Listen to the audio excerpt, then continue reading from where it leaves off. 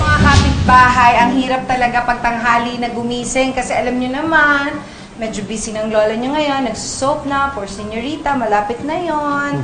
Tapos, ito pang asawa ko, mag-request ng lunch na kung ano-ano. So, naisip ko, uy, favorite ko, galunggong.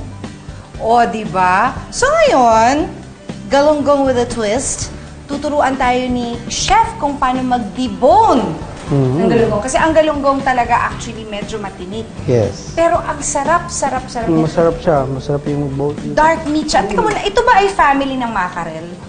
Family siya ng mackerel, no? Kaya siya masarap. Murang-mura pa. Murang-mura. Oh, Yes. chef, paano ba tayo mag-debone?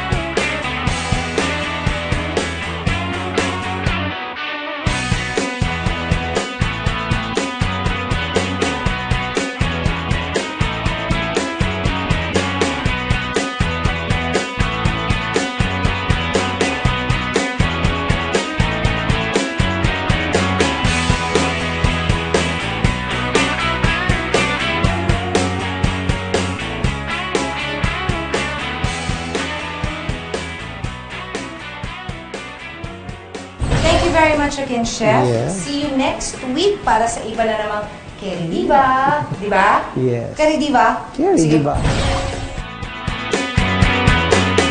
Nakita mo ba si Inday?